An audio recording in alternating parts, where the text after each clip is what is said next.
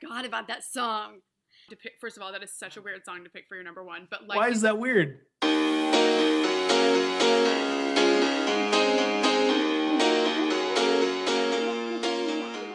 All right, welcome to another edition of Cash's Top 5. I am joined today by my lovely friend Jenny Anchondo in Dallas.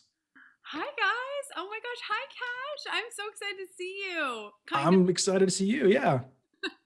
Yeah, it's the 2020 version of the hug. Good to see you. Oh, I know, but also I'm glad that your podcast brought us back together because I've missed you. I've missed you too. It's been a crazy year. You've been in Dallas now for a handful of years. You're a mom now. You're married. You've got all this stuff going on. I should introduce you. You're a broadcast journalist, an anchor, a podcaster, an influencer. I mean, you're all these things. Uh, are you able to find time to just relax ever? This is my relaxed time. This is it. Like you're looking Oh, at really? it. Well, I am honored that you would choose your relaxed time to hang out with us. Uh, Hanging out with friends. so That is relaxed time now. Yeah. Before we get into the top five, where can people find you online? I know you have a podcast. I know your husband does too. What you got going on? Yes. Okay. So it's called Second Shot Podcast, and I do it with my husband. The fun thing is the new show that I host here in Dallas on the CW is called Morning After. And now that podcast is a part of our TV show. So it's like we went old school, TV's old school, right? To then new school podcast and the podcast Yeah. is TV.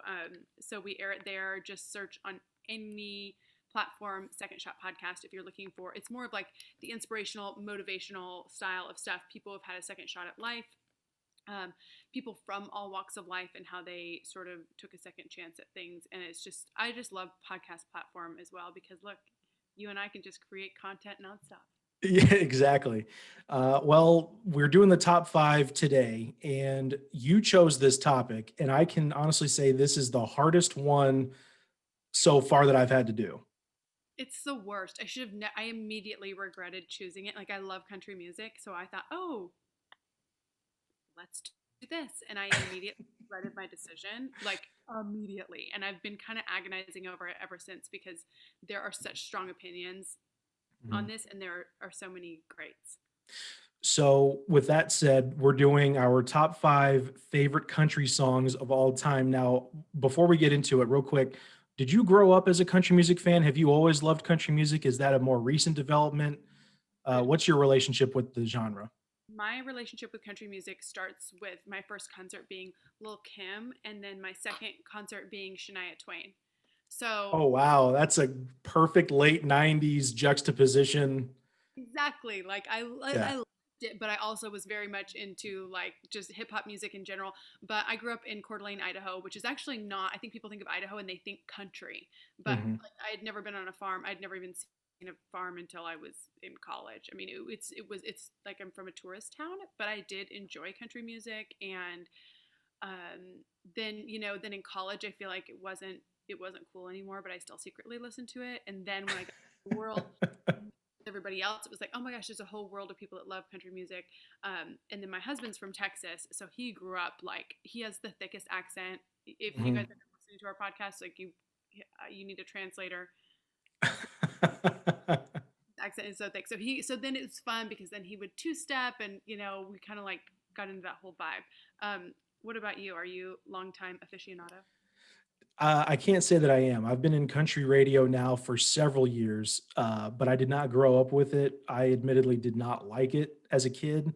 So it's really grown on me. And so my list may not reflect like, because I wouldn't say that they're all time greats, but that's why they're our top five. They're our favorites. So it's my lens of country music is probably the last 15 years to present, as opposed to I was aware of the greats, the Garth Brooks, the Reba McEntires, but uh, I came a little after that. So let's get started. Our top five country songs of all time. I still can't believe we're doing this. It's gonna be impossible. But what is your number five?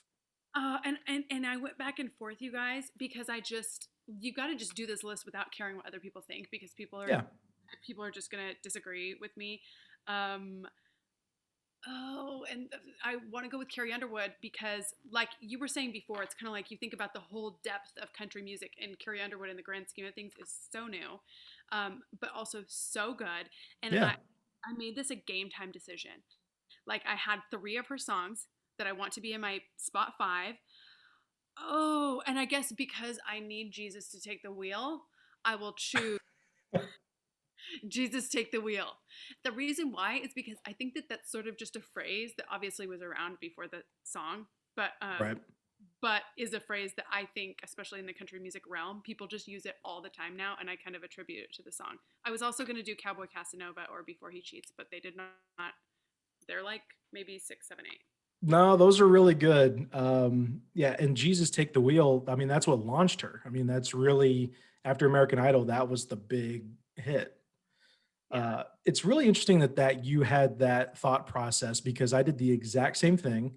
I had a song that is from this year in the five spot, Uh-huh. and it's Carly Pearson, Lee Brice. I hope you're happy now. Oh, Love that song, but I gotta. This is an all time list, so this is as much as I love that one, I don't want to be prisoner of the moment. My number five is Carrie Underwood, Undo It. oh, okay, okay. Wait, I can't believe that we both had Carrie Underwood as our like number five. Yeah, Um, okay. And it's funny that that's what you picked, and that wasn't any of my top three of hers. But that may just be difference between like girl songs like Before He Cheats.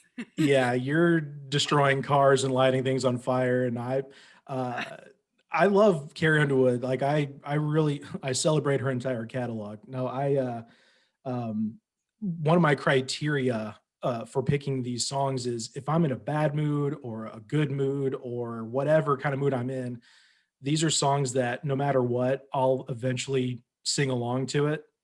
Yeah. Like no matter what, they can kind of lift me up. And Undo It is just one of those peppy, up tempo. I love that kind of stuff. So, okay, number four for you. What do you got? Gosh. Listen, one of the gifts about moving to Dallas was that George Strait did what we thought was going to be his last hurrah. Hmm. Like it was supposed to be the last concert, but then apparently he like performed after that, and I was like, Excuse me. excuse me. We were you said this was the last one. We all paid $3 million for each ticket. Hmm. And then he had like all these other artists and stuff come in and perform. It was where the Cowboy, it was it at Cowboy Stadium? I think it was. Yes, it was because I lost my keys that day. Like I remember it distinctly. I had to get up the next morning to work at 2 in the morning. Um, Oof. but like you can't say no to the opportunity to see George Strait in Of concert. course. So I did the same thing with this. I had two, and then I was like, I'm going to give it a game time decision. So George Strait, listen, could be number one with like a bazillion different songs, but I'm going to say my number four pick is George Strait. Just give it away. Just give it away. It's Wow. one of those where it comes a little full circle. I think it's like storytelling. It's simple, just like a lot of country songs. Simple storytelling. One that gets stuck in your head, one that I so enjoy the story of, and Hmm. it's not cheesy. It still I think is really pertinent and relevant today. And sometimes, like no shade to the old school country artists, but sometimes those lyrics, I'm like, oh my gosh, come on, come on. Yeah. I love. Well, every weekend on my radio station here in Pensacola, we do an all request weekend where listeners can message us on Facebook and they can request, like, literally, they kind of control the playlist a bit, which is kind of cool. And George Strait gets requested every single weekend, every single Friday, Saturday, Sunday. We're playing it, and Just Give It Away is always like we play it a lot on the weekends because people want it so much. So that definitely makes sense. So the people agree with me. At least the people Yes. in Pensacola. Yeah, you're branching out into different markets now.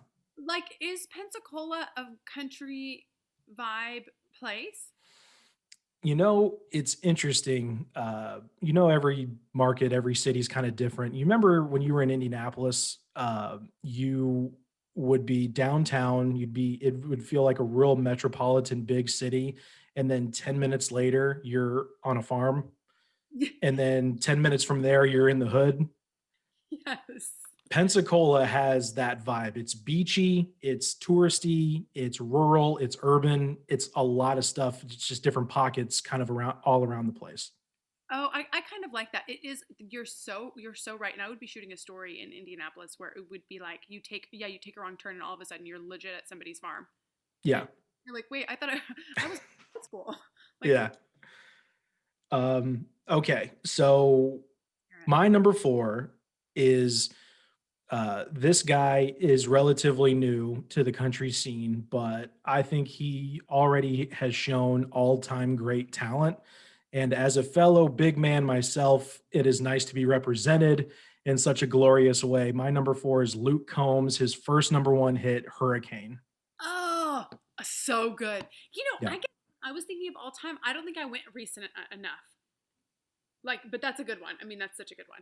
Yeah, I mean, well, and when you talk about all time, like there are going to be people who get upset that we didn't, include Hank Williams Sr. and Conway Twitty and Loretta Lynn or whatever. But uh, there's something about that song that in his voice, just I'm a huge Luke Combs fan before I even knew he was kind of this scruffy looking, bigger guy. I'm like, oh, that is me. So now I even connect with him more. So I am on the bandwagon for Luke Combs for life, for sure. Like you just like that's like the sex symbol now.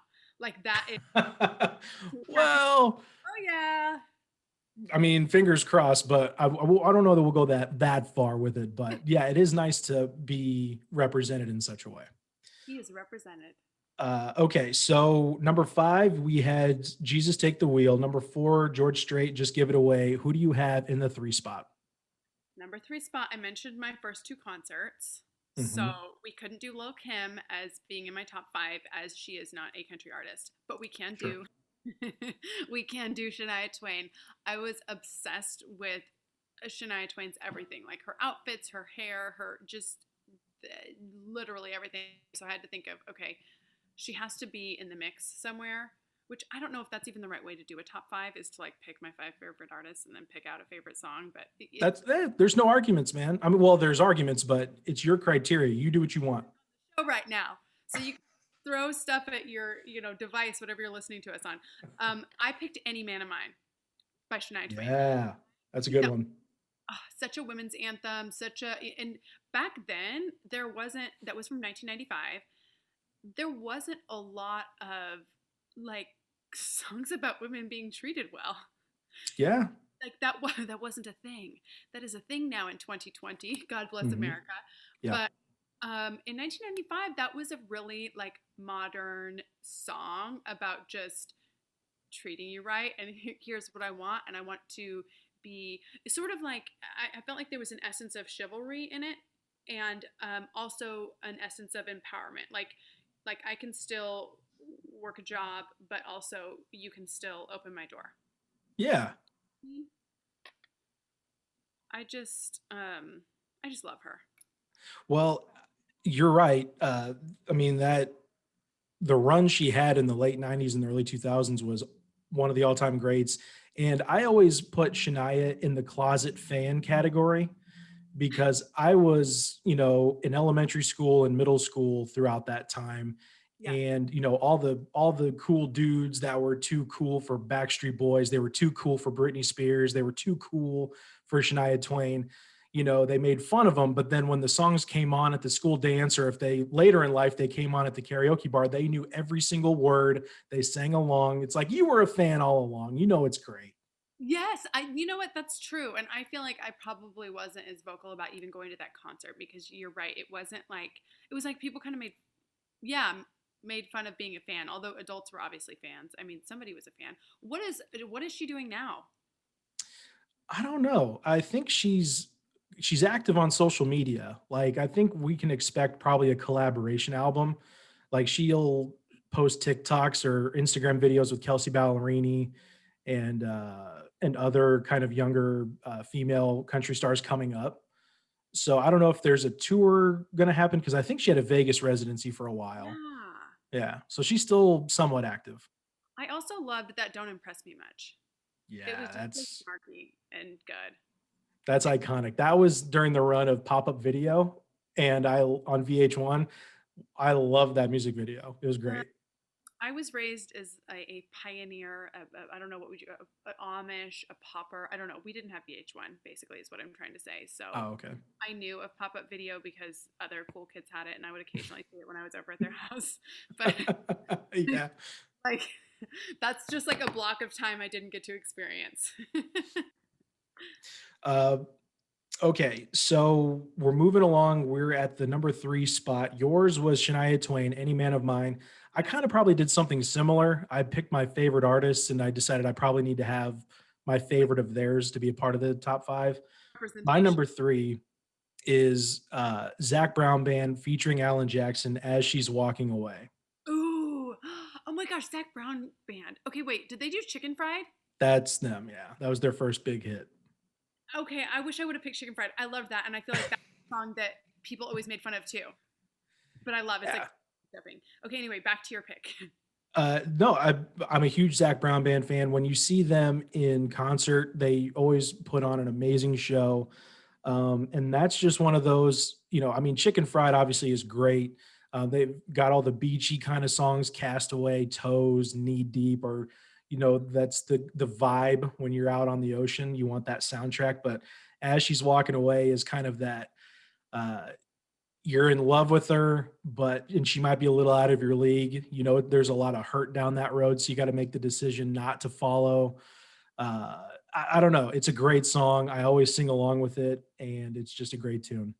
I totally agree. And I'm like, why haven't I listened to them in a while? Well, maybe because I haven't left my house for a year. Like the And they song, haven't put out new music in a while. yeah, like those beachy songs just don't have the same luster when I'm just sitting in my same house looking at the same walls over and over and over again for 8 months. Yeah, you don't want to talk about toes in the sand when you're folding laundry. That's not great. Like exactly when I'm just picking up Amazon packages off the porch. Although maybe I'll do like a faux recreation because you're right. That's just it's a party song too. Like Yeah. it's just I think that all Zach Brown band stuff it just kind of like makes you feel youthful and just fun and I'll add it to my playlist this weekend. Good. Well, that's kind of what this is about. When you pick this topic, I realized we're probably not going to argue a lot. It's going to be like, oh, yeah, no, I love that song too. This is a much more positive version than you're an idiot for picking that at number 2. What are you talking about? I Uh, I know that wouldn't be my vibe anyway. I'd be like, okay, fine, you do you. okay, no, yeah, you're right. Like, no, no, don't do that. But so Okay, so speaking of number 2, we are moving along. Number 2 on your list, who you got?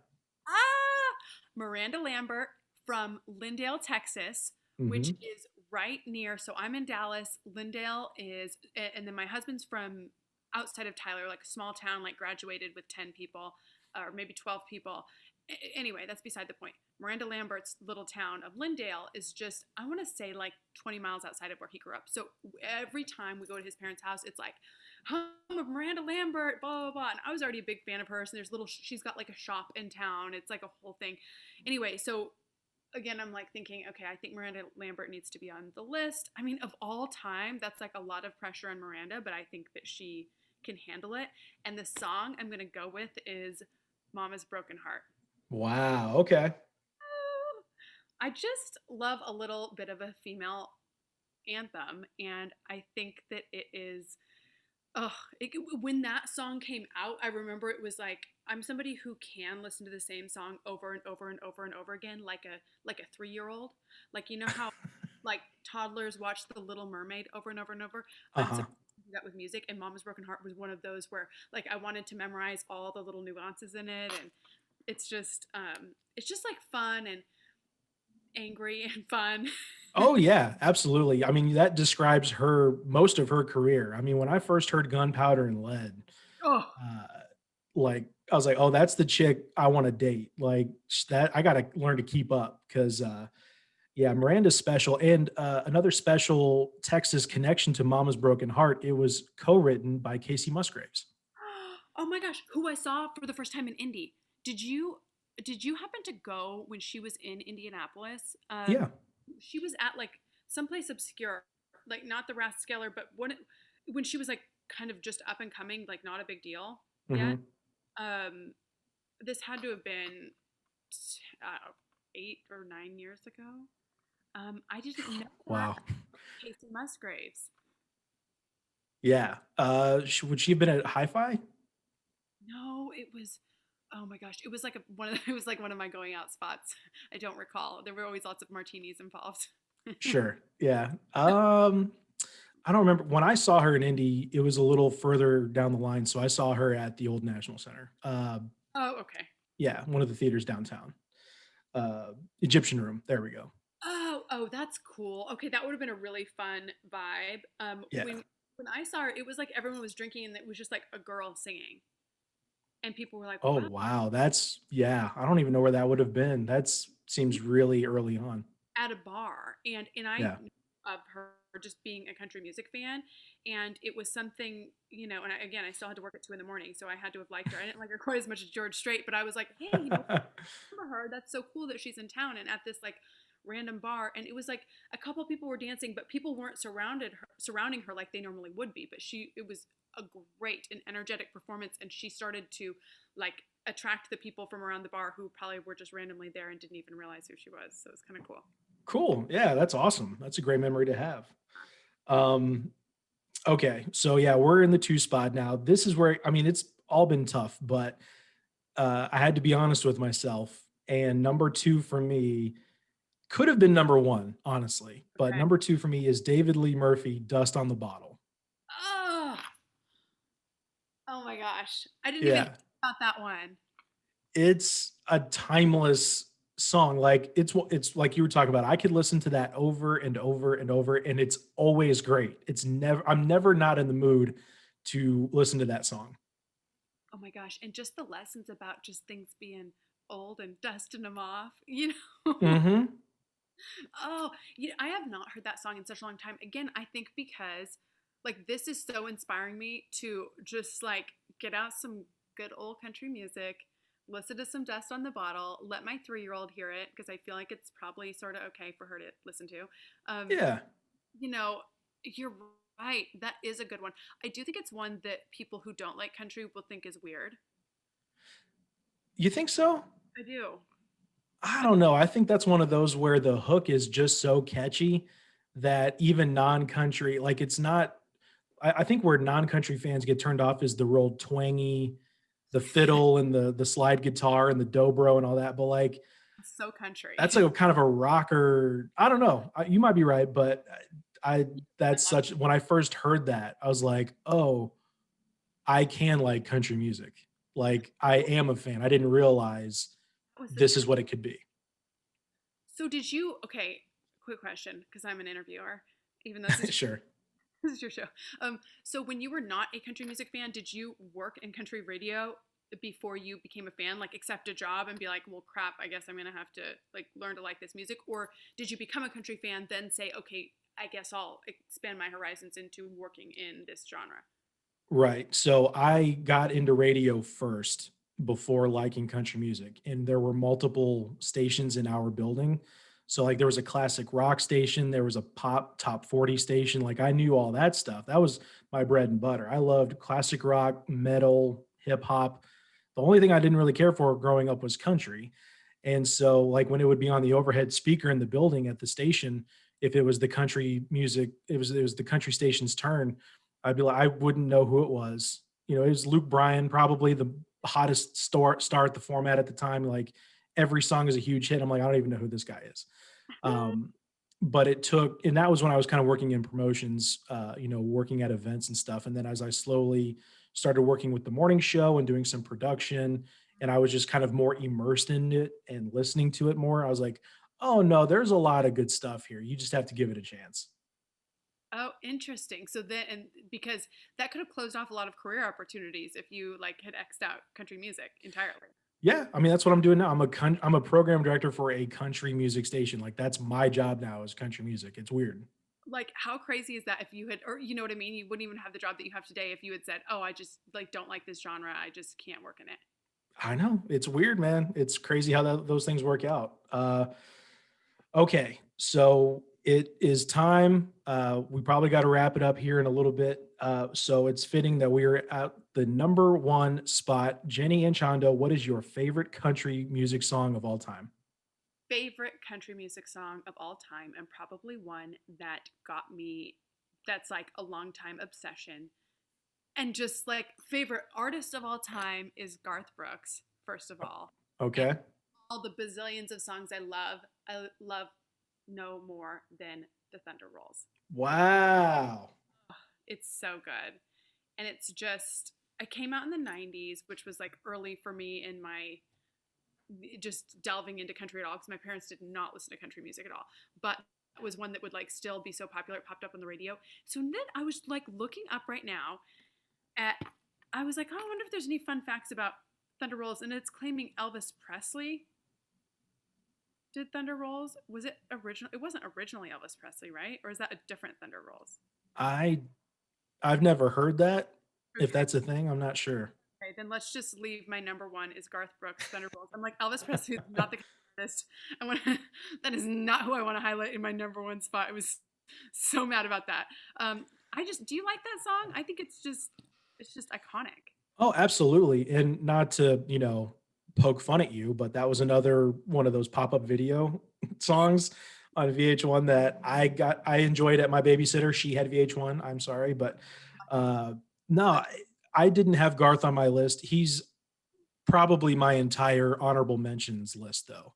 Yeah. Friends in Low Places, That Summer, Two Pina Coladas. I mean, so many feel good songs that even though I didn't grow up listening to that type of country music, it's Mhm. so it's so good and it has such a specific sound that it makes me feel nostalgic even though I don't have a connection to it. It makes me think life used to be kind of simpler. I feel like pre-social media, we all used to be a little happier. Thunder Rolls is a very dark song and has some very, I mean, that's not one of the happier ones, but it's still so good that it's timeless. It is. And Garth, I don't interview country stars like you guys do in your realm, but he's one of the few country stars I've gotten to interview, and he was just like so fun and funny and, beyond down to earth. Like So beyond. warm, so nice. Yeah. So I just love him, and I felt like he needed to be at my number one spot. I cannot wait to hear what your number one is. So this one is I don't know what people are gonna think. I don't care. It's just such a fun song. I grew up in Indianapolis in the city, but I had a lot of family from the rural kind of outskirts, the surrounding counties, um, and so farm life. Number one for me, Little Big Town's Boondocks. Ah! Oh my gosh, I forgot about that song. That is such a weird song to pick. First of all, that is such a weird song to pick for your number one. But like Why is that weird? it's just weird. It's just obscure. Like I bet no, there's no there's no top 50 country songs of all time that have that on the number one. But I do not hate you for it because I also love that song. I just totally forgot about it. Well, I didn't go into this thinking, oh, I want to be like a hipster and pick, obscure deep cut type stuff. But that's like I mean, that's still played on the radio today as like an older gold song.